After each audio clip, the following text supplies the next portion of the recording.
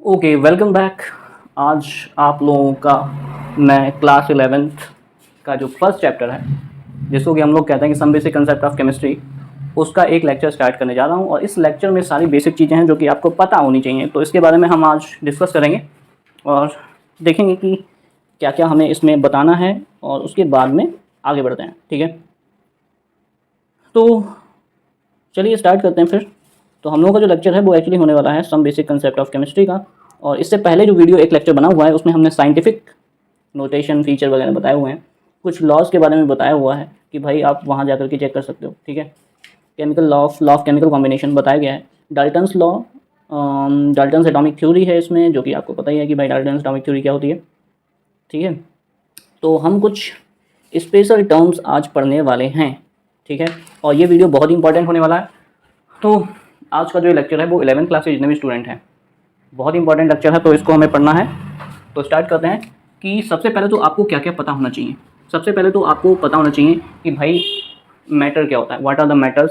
ठीक है, what are the number of particles, मगर के पार्टिकल क्या होता है, मैटर क्या होता है, ये सब चीज़ें 9th में हम लोगों ने पढ़ के आ चुके हैं। उसके बाद में लॉ ऑफ केमिकल कॉम्बिनेशन भी हम लोगों ने प्रीवियस वीडियो में देखे हुए हैं। अगर आपको किसी भी टॉपिक में प्रॉब्लम होती है, जैसे कि लॉ ऑफ केमिकल कॉम्बिनेशन में कौन कौन से लॉ आएंगे, एक तो law of conservation of mass.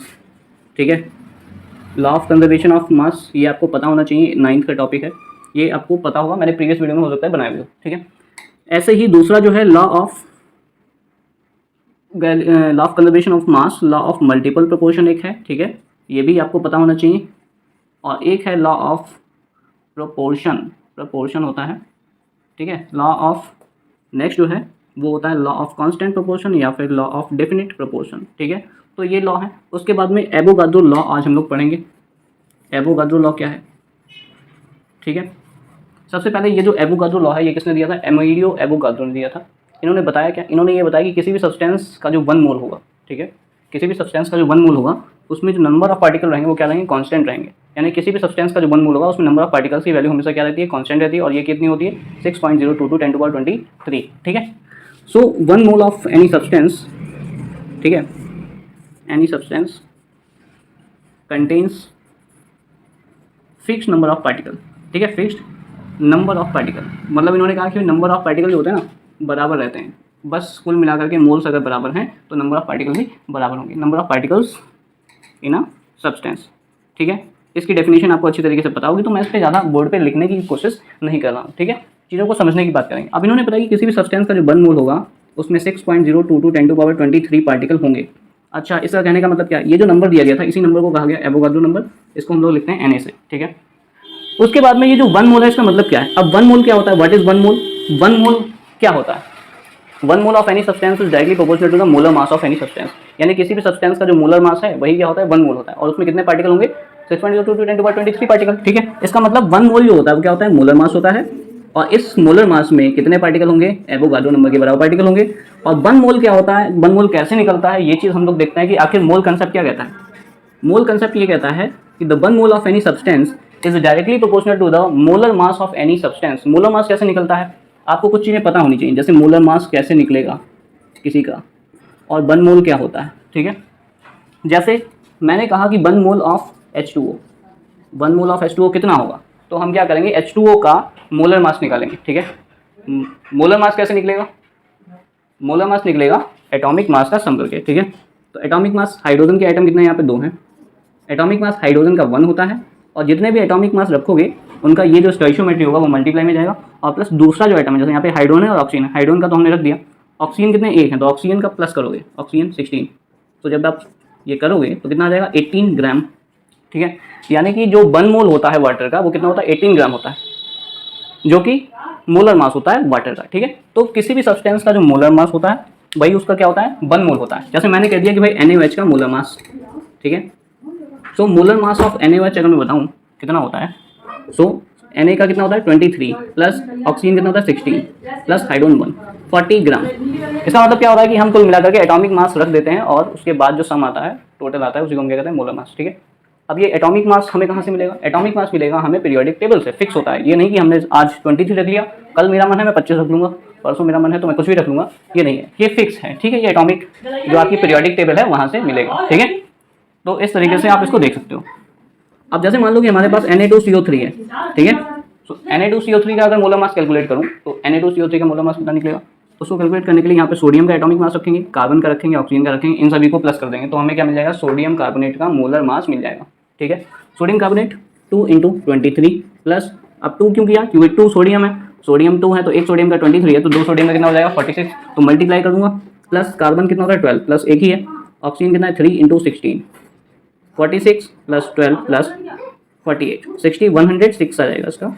अब यहाँ पे मैंने ग्राम लिखा हुआ है, ग्राम के साथ में एक और यूनिट आपको ऐड करनी है, ग्राम पर मोल, यानी एक मोल में कितने ग्राम, इतने ग्राम। ठीक है, तो ग्राम पर मोल आपकी यूनिट हो जाएगी। ठीक है, इस तरीके से यहाँ पे हम लोग क्या करते हैं, मोलर मास को कैलकुलेट करते हैं। तो मोलर मास कैलकुलेट करने का मतलब किसी भी सब्सटेंस का मोलर मास ये क्या होता है, 1 मोल होता है। ठीक है, clear. Now we are going to calculate the number of mole. जैसे आपको गिवन कोई दे दिया है, मास गिवन है और उसमें आपको मोलर मास निकालना है, तो मोलर मास कैसे निकालोगे, तो मोलर मास निकालने के लिए आपको क्या करना पड़ेगा, मोलर मास कैलकुलेट करने के लिए आपको सबसे पहले कुछ गिवन होगा। ठीक है, तो गिवन सब्सटेंस या गिवन मास से मोलर मास निकाला जाएगा। ठीक है, तो गिवन मास, जैसे मान लो कि आपके पास क्वेश्चन यहाँ पे है, calculate the number of moles. ठीक है, number of moles in following. ठीक है, नंबर ऑफ मोल्स निकालने हैं किसमें, जैसे हमको कह दिया कि भाई 16 ग्राम ऑफ ऑक्सीजन। ठीक है, दूसरा हमसे कह दिया कि भाई 4 ग्राम NaOH। ठीक है, आपको गिवन मास दिया होगा और आपसे नंबर ऑफ मोल्स पूछे होगा कि भाई कैसे नंबर ऑफ मोल्स निकालोगे। ये सब चीज़ें अगर आपको नहीं आती हैं तो आपको प्रॉब्लम होगी, न्यूमेरिकल सॉल्व नहीं होगा। ठीक है, तो मैं कुछ एग्जांपल के थ्रू बताता हूँ। जैसे इसमें नंबर ऑफ मोल्स अगर निकालना है तो नंबर ऑफ मोल्स का जो फॉर्मूला होता है, नंबर ऑफ मोल्स निकालने के 3 तरीके होते हैं। पहला तो गिवन मास अपॉन मोलर मास, जब कोई चीज़ आपको मास में दी हो तो आप ये लगाओगे गिवन मास अपॉन मोलर मास, तो ये फॉर्मूला लगेगा। ऐसे ही अगर आपको कोई चीज़ मतलब जब वैल्यू आपको वॉल्यूम में दी हो तो given volume upon volume at STP। ठीक है, वॉल्यूम एट STP ये लगाओगे। अब ये STP पे जो वॉल्यूम होता है वो 22.4 लीटर होता है। ठीक है, तो वॉल्यूम एट STP जो होता है वो 22.4 लीटर होता है, फिक्स है ये। STP पे वॉल्यूम जो होता है 22.4 लीटर होता है। उसके बाद में नंबर ऑफ मोल्स एक और निकाला जा सकता है कि अगर आपको पार्टिकल दिए हों, ठीक है, so given particle N upon Avogadro number Na। ठीक है, इन दोनों के रेशियो को भी हम क्या कहते हैं, नंबर ऑफ मोल्स। ठीक है, तो नंबर ऑफ मोल्स 3 तरीके से निकाल सकते हैं। हमें यहाँ पे किस तरीके से निकालने की जरूरत पड़ेगी, क्योंकि यहाँ पे मास दिया है तो हम मास वाला ही फॉर्मूला इसमें लगाएंगे। ठीक है, सो फर्स्ट वाले के लिए अगर मैं लगाऊंगा गिवन मास अपॉन मोलर मास, तो नंबर ऑफ मोल्स कैसे निकलेंगे, मास जो गिवन है 16 ग्राम, मोलर मास किसकी बात हो रही है, जिसका मास दिया है, किसका दिया है, ऑक्सीजन का। ऑक्सीजन 2 है 32, एक ऑक्सीजन का 62 होता है, तो 1/2 हो जाएगा, मतलब 0.5 मोल्स, यानी कि इतने मास में कितना मोल होगा इसका, 0.5 मोल। ठीक है, दूसरे क्वेश्चन से अगर निकालोगे तो यहाँ पे 4 ग्राम NaOH दिया है, तो इसमें भी ग्राम में ही दिया, तो हम कौन सा वाला फॉर्मूला लगाएंगे, ग्राम वाला लगाएंगे। ठीक है, so number of moles equals to given mass upon molar mass. Given mass, molar mass कितना हो जाएगा 23, ऑक्सीजन 16 प्लस 1, तो ये 40 हो जाएगा, तो 40 से डिवाइड 1/10, 1/10 मतलब 0.1 मोल। ठीक है, तो इस तरीके से मोल्स कंसेप्ट आप तब लगाओगे जब आपको या तो गिवन मास दिया हो या गिवन पार्टिकल दिया जाएगा। अब पार्टिकल की अगर बात करेगा तो पार्टिकल को कैसे दिया सकता है, पार्टिकल की अगर बात करेगा तो पार्टिकल को दे सकता है वो कुछ ऐसे कि भाई नंबर ऑफ मोल्स कैलकुलेट करने हैं। ठीक है, तो कैलकुलेट, ठीक है, क्वेश्चन लिख रहा हूँ, कैलकुलेट नंबर ऑफ मोल्स इन 1.5 10⁻23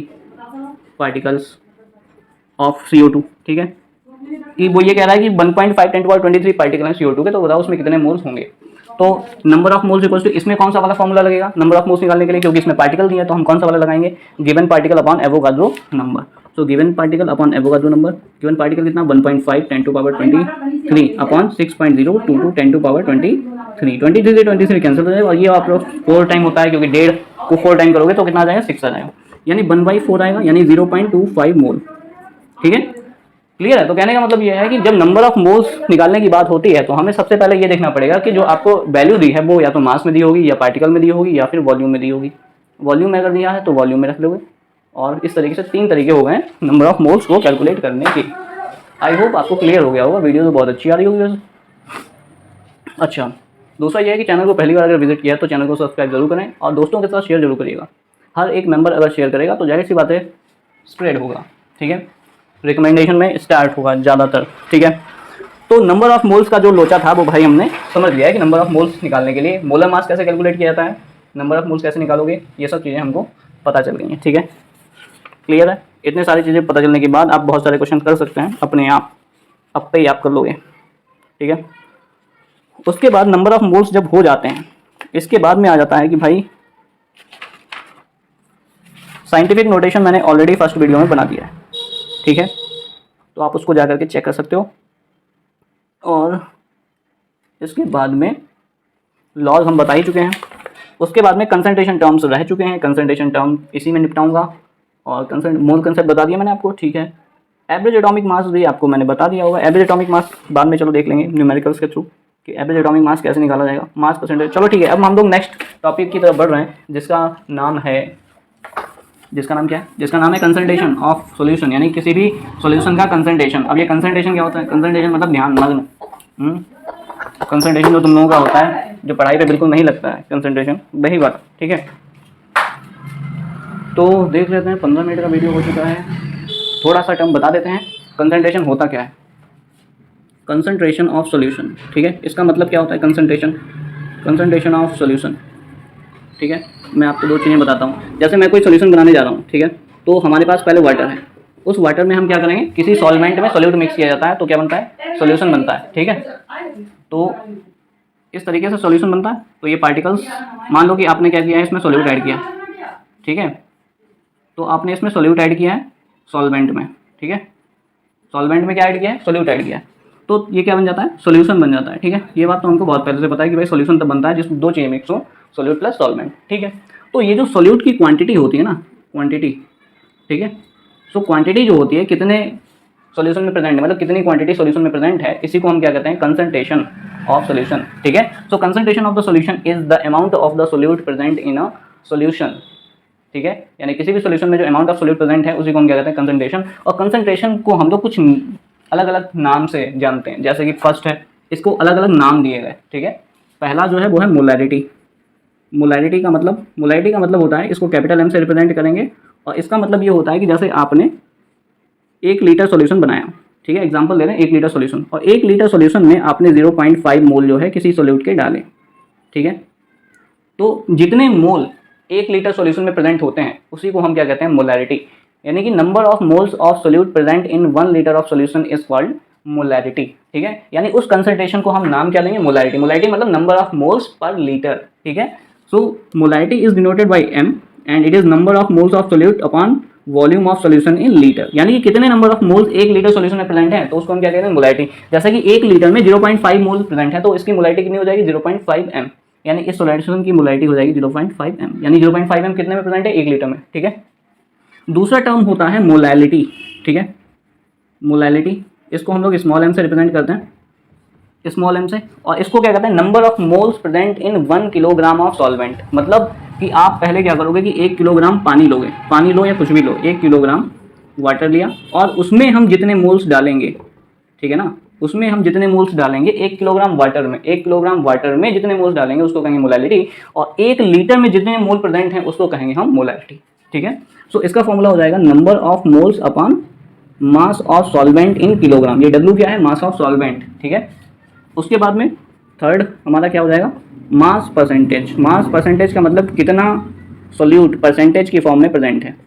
ठीक है, जैसे मान लो कि हमारे पास सॉल्यूशन जो है कितना है, 100 ग्राम सॉल्यूशन है और उसमें 20 ग्राम जो है सोल्यूट पड़ा है, तो बताओ कितना परसेंटेज है। सो परसेंटेज का मतलब होता है कि the amount of the solute present in a solution in term of percentage is called mass percentage. ठीक है, तो मास परसेंटेज निकालोगे अगर किसी भी सोल्यूट का तो वो कैसे निकलेगा, मास ऑफ सोल्यूट है ना, सोल्यूट का mass divide by mass of solution.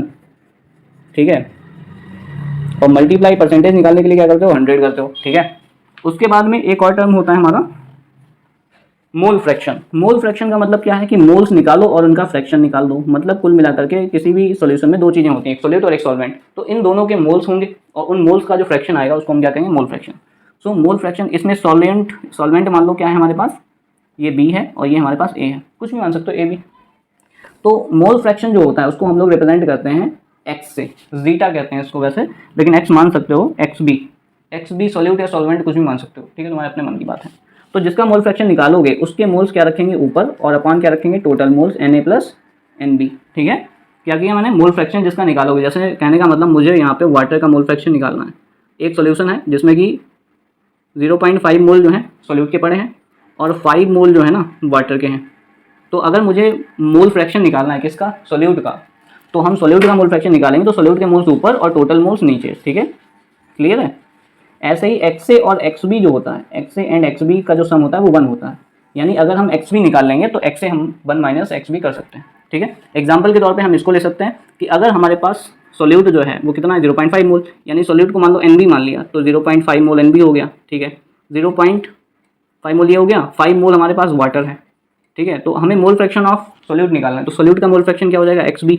XB के लिए क्या करोगे, XB का मोल ऊपर रखोगे तो XB का मोल ऊपर रखोगे और टोटल मोल नीचे रखोगे, तो क्या हो जाएगा 0.5 डिवाइड बाई 5.5, पॉइंट से पॉइंट गया 1/11, ठीक है। 1/11 कितना आ जाएगा, लगभग 0.3 एंड 45 के आसपास, ठीक है। तो मोल फ्रैक्शन कितना आ जाएगा 0.34 या 0.35 आ जाएगा।